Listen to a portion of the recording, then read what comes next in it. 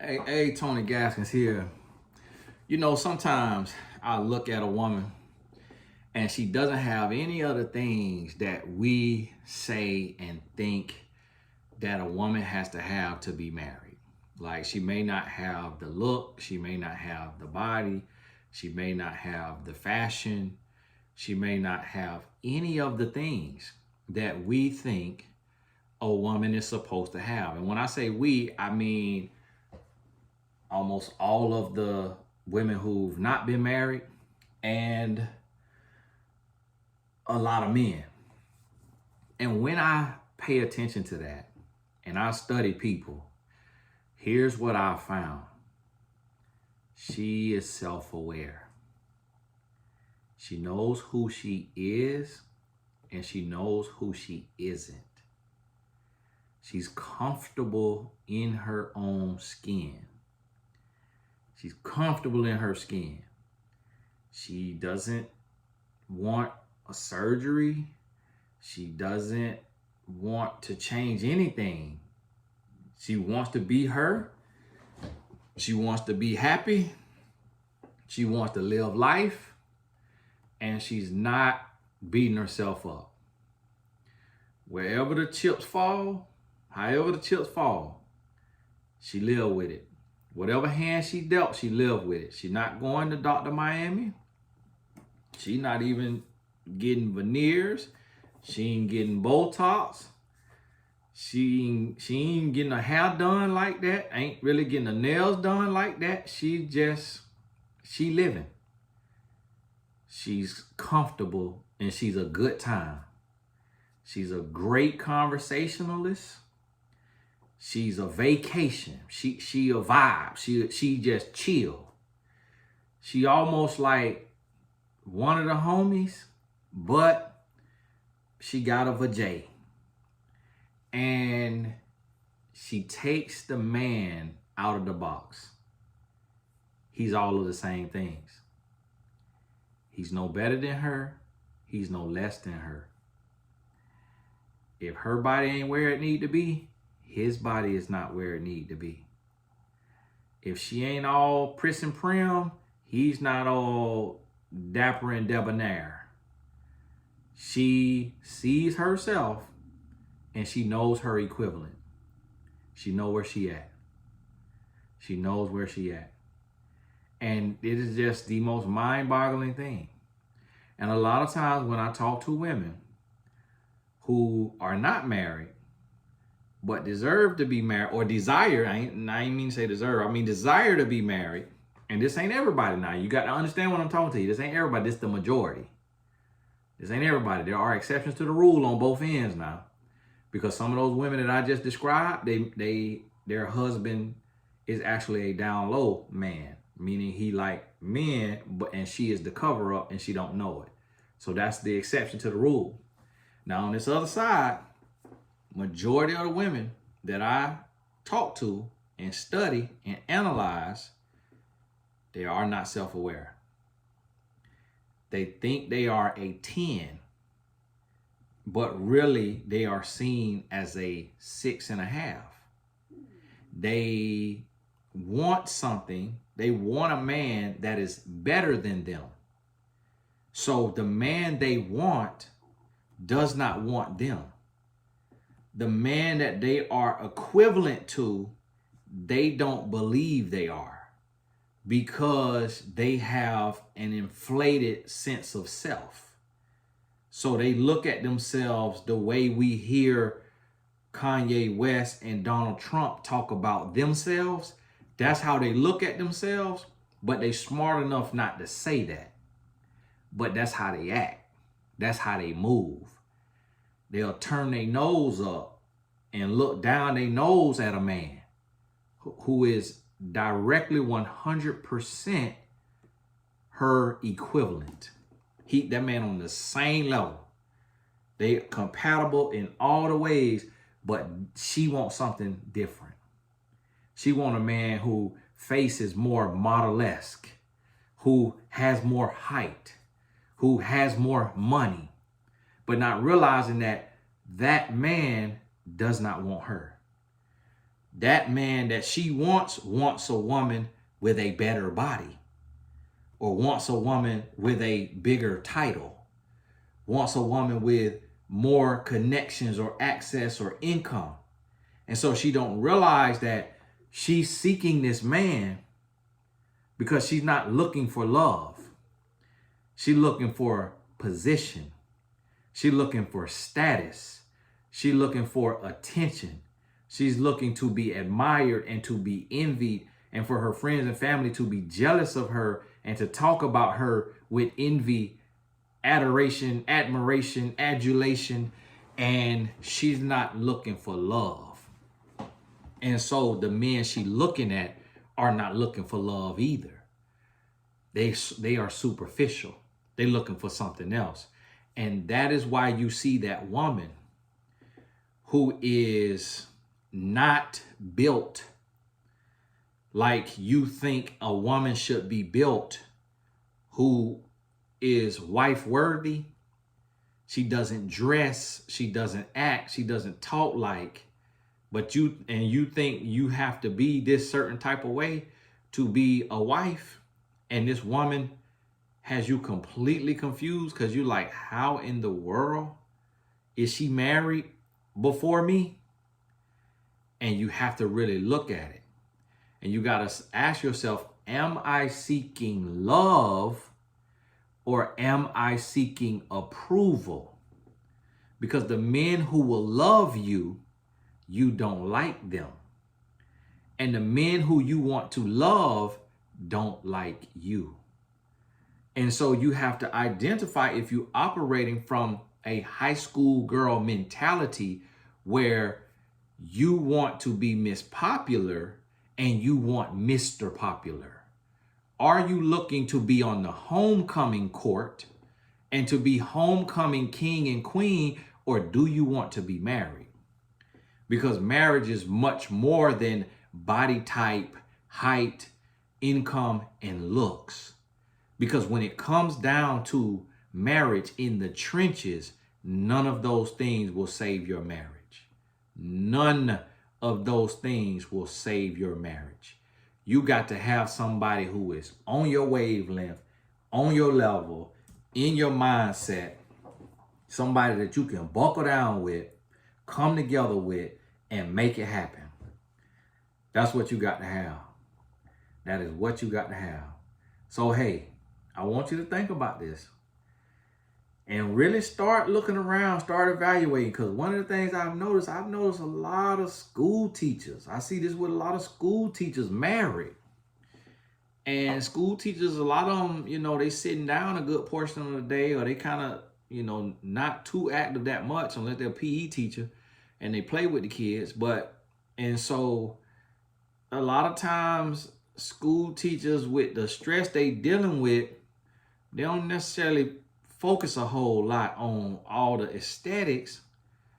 And then it'll be a woman in 6-inch heels, built like a brick house, and single as a dollar bill. But then her complete opposite woman, married and happy. And so when you really dive deep into that, you say, okay, I see. And so it's like, listen now, sometimes you got to know your level. And see, the problem is too, what a lot of times people don't factor in, it's your spirit. You got a Jezebel spirit. You've been dealing with what they were talking about, succubus, all that masturbation that you think healthy for you. It got you so nasty, so horny, you're so loose booty that you're looking for ding-a-ling. You're looking for sex. You're looking for somebody that's going to titillate you, scintillate you, turn you on. Whereas this man who gonna provide for you, who gonna love you through thick and thin, for better or worse, rich or poor, he boring. He don't turn you on, and that's because you be playing with yourself too much. That's because you watching too much nasty movies. That's because you getting into too much. That's because You coming off that thing too fast when you date a guy that you think attractive. So now this man over here who is respectful, who his outfit ain't the best, but he hard working, he doing good for himself, he a good man, you want to look down your nose at him when that is a husband. That's a husband who you can teach him how to dress. Everybody ain't taught how to dress. Everybody, mama and daddy wasn't into fashion. They was in the bills being paid and being the millionaire next door with a 401k that's loaded, but they didn't care about fashion. So this man don't know nothing about fashion. So he looked like a farmer. He dressed like a farmer or like a cowboy or, you know, like the kid in class who did everybody homework and let everybody cheat off his test. He dressed like that. I'm just, I'm just not really feeling he just doesn't have swag. He doesn't have a style. He just doesn't have, it's just, I can't put my finger on it. Yeah, you ain't gonna be able to put nothing on your finger either. No ring, because you judging him by the wrong things. This is a man. This is a husband. But what you looking for is finna be cheating on you. 52 putting hands on you.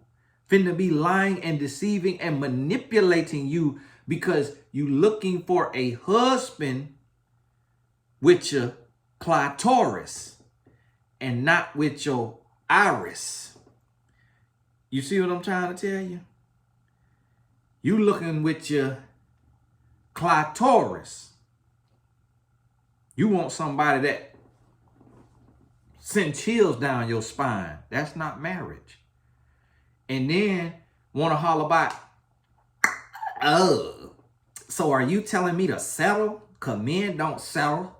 What you think that man doing with that woman that's built like that? That you is not jealous of her body. That man could have said, no, I want me a brick house. No, I want me a bombshell. What you think that man doing with that woman, with that messy bun, that messy ponytail, with no foundation on, with them chapped lips, with them chewed up fingernails? So a man don't settle. What the world? Men settle. Men settle too. It's a lot we want that we don't got. It's a whole lot we want in a wife that we don't got because it ain't realistic. It ain't realistic. It's not realistic that you and the men who don't settle, and what you got to understand, settle ain't no bad thing. Settle mean come to terms. Don't look at settle as a negative thing. Settle is settling down. Settle means you come to an agreement. Settle means you come to terms. This ain't mean that you dating down. But what the men who married realize is that you're not finna have a woman who has taken care of her internal body, meaning not giving her body to everybody. She very fit, flat stomach, lifted booty, perky breasts. She cook, she clean, she submissive, she all of this stuff. That don't exist. The men who married understand you're not finna have all that. You finna have a few things off that list. Because if a woman cook every day, she probably eating it too. And it ain't finna just get burnt off. It's gonna sit on them hips. It's gonna sit on them hips. So it's gonna sit in that stomach. So you got to understand this everyday cooking woman might have a fupa. That's what you call it. And you got to love that fupa. You got to get down there, swap it up with a biscuit like it's some gravy.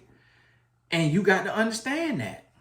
And men understand that this woman is going to put on some weight over time. Her metabolism gonna slow down. Her hormones gonna change.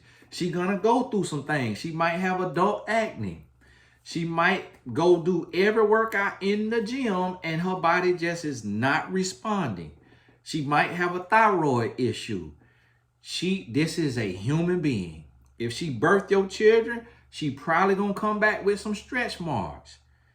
If y'all can't afford a BBL or the mommy makeover, then you finna live with that post-baby body. The men who marry understand that this is a human being. This not no robot. This not no just creature that could be programmed. That's the men who marry. The men who single, is a lot of them, not all of them now. Again, we're not speaking every single person. Majority of them single for the same reason majority of women single. Want something that do not exist. You want something that does not exist. And that's what your problem is. You're looking at people through carnal eyes instead of through spiritual eyes. You're looking at them the way a human look at them instead of the way God look at them. And that's what you got to understand. Concessions was made in every single marriage. In every marriage, concessions were made. In every marriage. In every marriage, there was something that the woman would have preferred that her husband did not have, and vice versa in every marriage. My wife 5'8". Do you think her dream man is 5'10"? Now, she say she don't care. She don't mind it. She say, I got more of an issue with it than her. But I know that to be true because I coach women.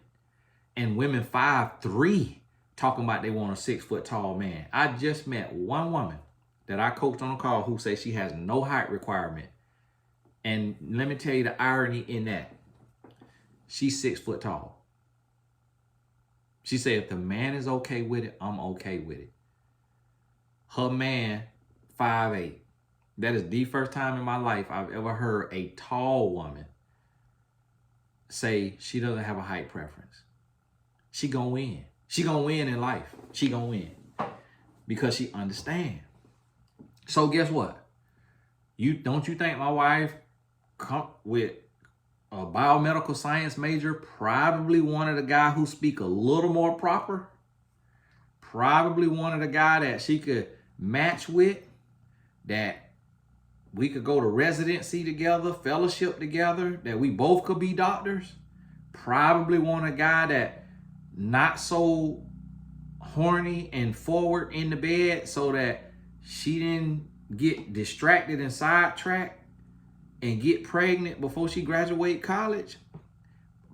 Preferably, she probably wanted somebody a little more cultural, somebody that could work the room a little better, somebody got a little more personality, that's not so strict, stubborn, quiet, introverted. Preferably, she probably wanted somebody that's a little more fun. But guess what? We happen to get together. We happen to hit it off. We happen to hit it off. And that's the reality. A lot of times people don't want to hear the reality. A lot of times people don't. Preferably being 5'10", I would have preferred probably a woman 5'4", to make me feel like more of a man, to accommodate my insecurities. But it didn't work out like that. I said, I'm gonna have to just stand tall. She taller than me when she put on heels. She looking at the top of my head, but I just got to be confident. I got to stand tall, big fella. And so it's things that we might prefer that you got to make a concession on. You got to have a healthy compromise. And that's why millions of singles are single. Not being realistic. Not being realistic. That's the issue. That's the issue right there. I'm going to tell you. You better start looking at the heart, looking at the character, looking at the mentality, looking at the dreams, the visions, the goals, the plans, looking at the walk with God, and judging based on that. And take all them extra preferences and stipulations, take it out the picture, and you're going to be married within the next 2 years. I'm trying to tell you. Well, I want somebody who's a little fit. Are you fit? If you're not fit, take that off your list and get you a big husband, and y'all get fit together, and you're gonna live happily ever after. Point blank period. I'm trying to give you the game now. Hey, I got a coach here in a minute, in about 30 seconds. God bless you, and we'll talk soon.